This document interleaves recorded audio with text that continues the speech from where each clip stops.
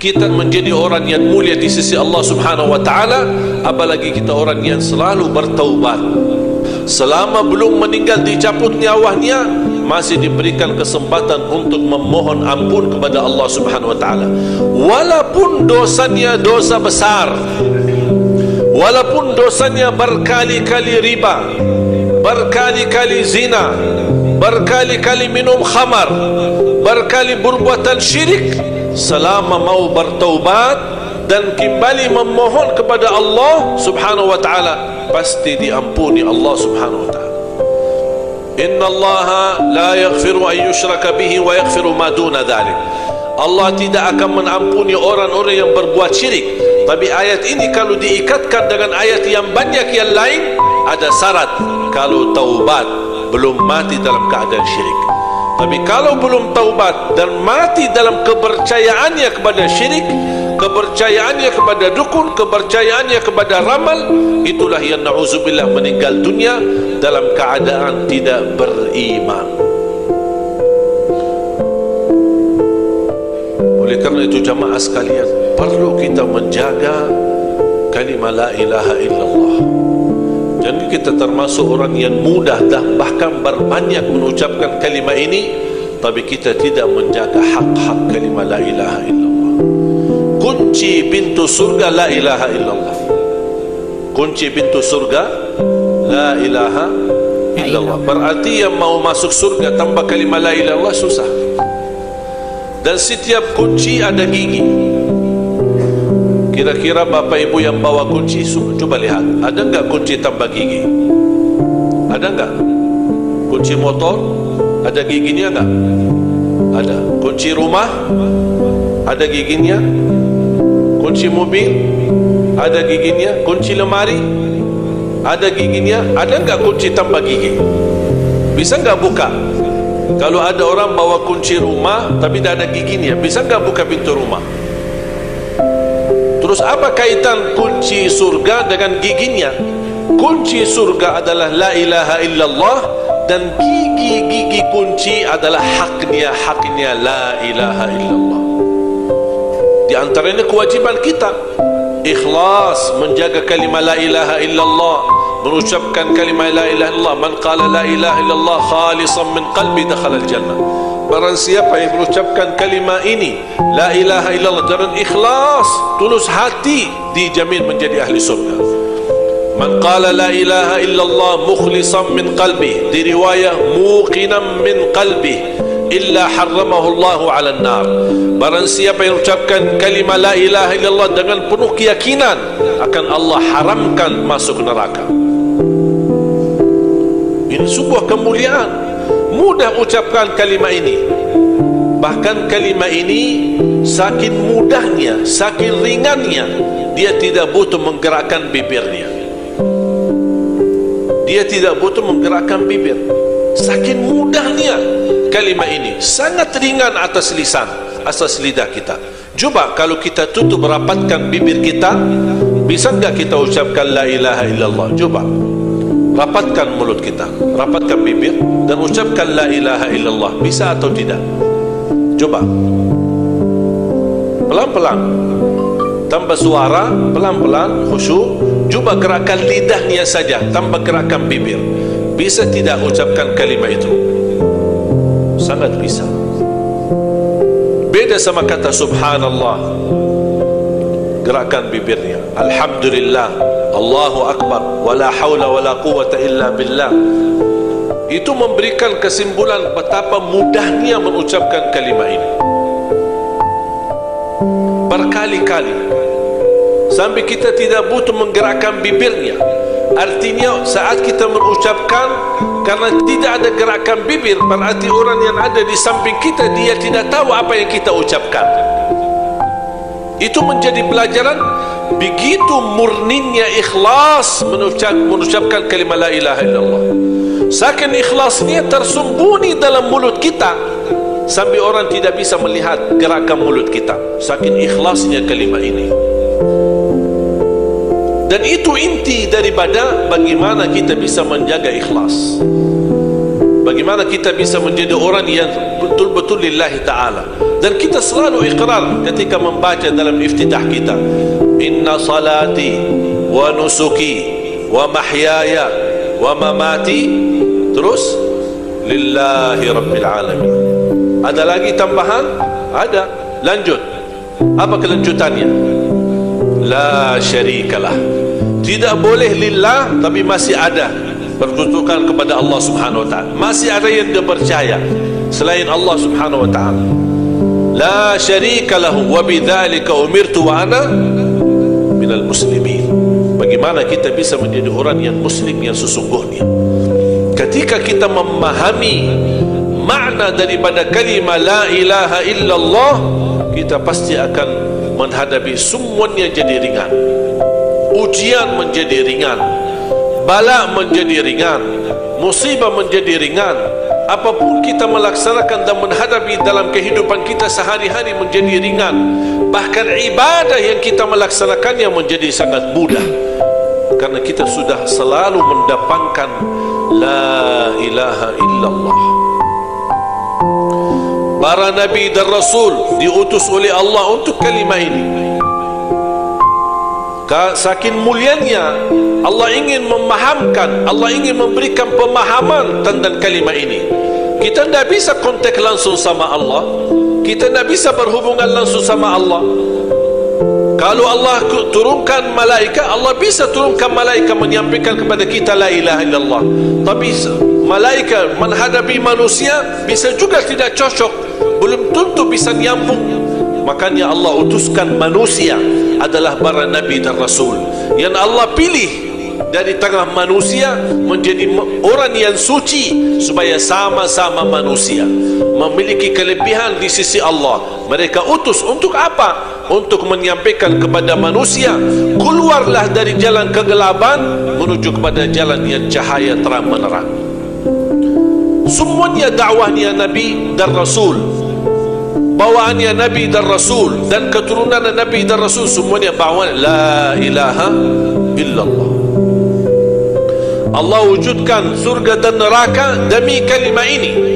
Yang mampu menjaga kalimah ini, menyempurnakan hak kalimah ini, patuh dan taat kepada kalimah ini, dia akan dibawakan ke surga. Orang yang mengingkari kalimah ini, bertentangan dengan kalimah ini, melupakan kalimah ini, mengabaikan dan lalai dari kalimah ini, tempatnya di neraka.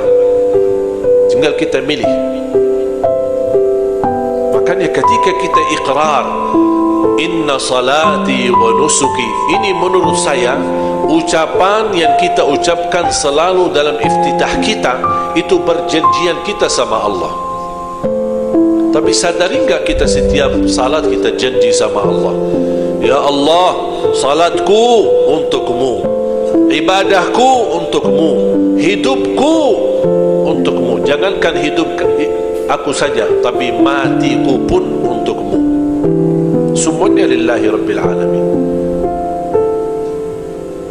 Dan kita meyakinkan dengan kata iftitah itu, setiap kita membaca Al-Fatihah, iyyaka na'budu wa iyyaka nasta'in, hanya kepadamu. Coba didahulukan iyyaka, padahal hakikat kalimah ini nahnu na'buduka wa nasta'inuka.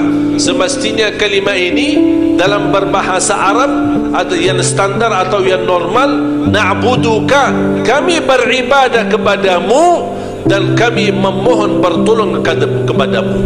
Tapi karena harus kita memahami ibadah itu hak Allah, tidak boleh dicampuri dengan siapapun. Nabi Muhammad kita boleh muliakan, tapi kita tidak beribadah kepada Nabi Muhammad. Taati Nabi Muhammad itu menjadi ibadah kepada Allah.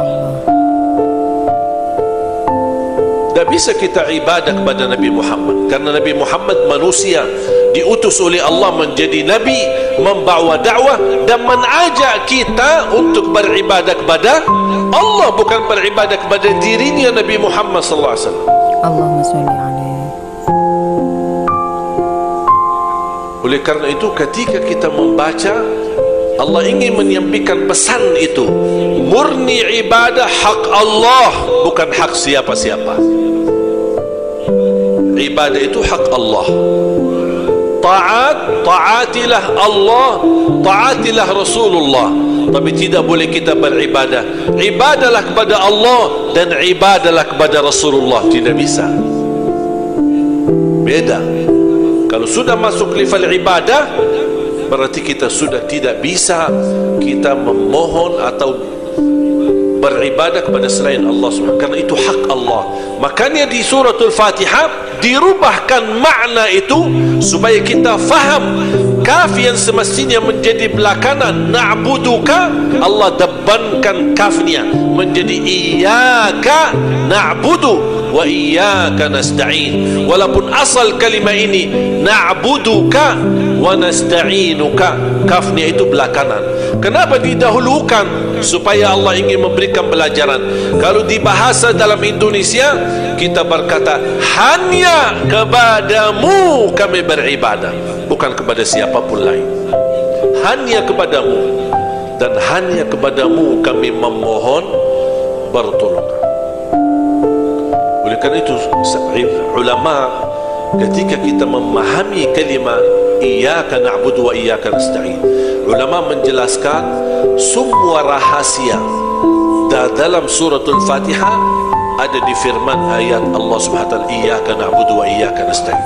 Barang siapa yang memahami iyyaka na'budu wa iyyaka nasta'in, dia akan faham apa hakikat hidupnya di dunia. Kenapa kita hidup di dunia? Kenapa kita ada di dunia? Kenapa kita diciptakan? Kenapa kita didatangin para nabi dan rasul, diutus oleh Allah SWT? Kita umat Nabi Muhammad tidak berkesempatan bertemu Nabi Muhammad, tapi ada ulama pewaris Nabi Muhammad yang menyampaikan dakwahnya, yang menyampaikan ilmunya Nabi Muhammad, yang menyampaikan amalan Nabi Muhammad sallallahu alaihi wasallam, yang menyampaikan bagaimana perjuangan Nabi Muhammad. Kalau tidak ada ulama, bagaimana kita bisa faham agama? Makanya Nabi Muhammad SAW tidak mewariskan nubuwah, tidak mewariskan utusan Nabi kepada anaknya atau keturunannya, karena dia Nabi yang terakhir, maka tidak ada lagi. Tapi bagaimana ya Rasulullah kami bisa belajar agamamu? Ulama, kata Rasulullah. Wal ulama warathatul anbiya, ulama adalah para pewaris Nabi. Oleh kerana itu kita butuh ulama. Kalau semuanya tidak mau belajar agama, ulama tidak bisa kekal. Ulama tidak hidup selama-lamanya. Ulama juga punya masa, punya umur. Makanya kita harus menjadi wajib. Bahkan kita sudah belajar talabul ilmi faridatun ala kulli muslim. Kalau dalam hadis faridatun ala kulli muslim. Kalau dalam kaidah talabul ilmi faridatun ala kulli muslimin wa muslimah. Bukan hanya sebatas wajib, lebih tinggi daripada wajib untuk belajar ilmu. Talabul ilmi faridah, fardu atas setiap muslim dan muslimah. Kenapa fardu? Karena kita tidak mungkin bisa beribadah kepada Allah tanpa ilmu. Bagaimana kita bisa mengenal la ilaha illallah kalau tidak ada ulama yang menyampaikan? Bagaimana kita bisa merasakan makna yang hakiki daripada kalimat la ilaha illallah? Jangan kita sampai akan datang satu zaman yang Rasulullah SAW pernah menceritakan, akan datang satu zaman orang-orang mengucapkan la ilaha illallah, ditanya apa makna kalimat ini, dia menjawab saya tidak tahu, tapi orang tua saya suka mengucapkannya, saya ikut mengucapkannya. Akan datang zaman itu. Ketika dia salat, ditanya kenapa kamu salat, saya tidak tahu, cuma saya lihat ayah saya gerakannya seperti itu, saya ikut gerakan ayahku dan orang-orang tuaku. Itu kata Rasulullah, akan datang satu zaman saking sudah kehilangan ilmu, orang tidak tahu apa-apa. Na'udzubillah min dzalik.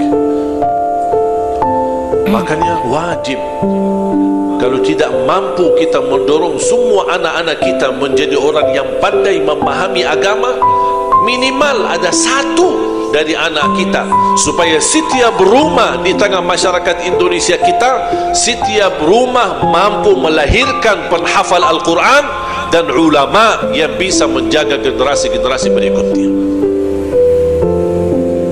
Saya harap kalau kita besok sebagai orang tua meninggal dunia, kita meninggal dunia dalam keadaan husnul khatimah, tidak merasa gelisah, tidak merasa takut, karena kita sudah tahu dan kita bersama-sama mewujudkan cita-cita. Setiap rumah melahirkan penghafal Al-Quran, setiap rumah melahirkan kadar ulama, setiap rumah melahirkan kadar da'i yang bisa menyampaikan dakwah kepada umat. Begitu kita dipanggil oleh Allah, insyaallah, ya ayyatuhan nafsul mutmainnah irji'i ila rabbiki radiyatan mardiyah. Tenang, hai jiwa, meninggal dalam keadaan tumanina, ketenangan dari Allah Subhanahu wa taala. Tidak ada rasa kesedihan dan tidak ada rasa ketakutan. Tidak ada rasa kesedihan ketika kita tinggalkan keturunan kita. Kenapa tidak sedih? Padahal biasanya orang sedih kalau orang meninggal dunia, meninggalkan keluarganya, meninggalkan keturunannya. Tapi orang mukmin tidak pernah sedih karena dia meninggalkan anak salih dan salihah. Dia tidak merasa sedih dan tidak pernah merasa takut apa yang akan dia hadapi di kemudian hari. Sesudah meninggal dunia, dia akan hadapi munkar nakir, dia akan hadapi hayatul barzakh di kubur, dia akan hadapi bangkitan hari kiamat, dia akan hadapi hisab, dia akan hadapi jalan di atas sirat, dia jalan di atas neraka jahannam. Bisa jadi menjadi salah satu orang yang jatuh dalam neraka jahannam. Dia tidak ada rasa takut. Kenapa tidak takut? Karena dia sudah sebelum menghadapi sakratul maut, dia sudah mempersiapkan diri bekal dengan amalan-amalan salih menghadapi semua yang membuat orang lain ketakutan. Dia justru tidak merasa ketakutan karena selama hidupnya dia selalu sama Allah. Ketika dia mati, Allah yang bersama dia.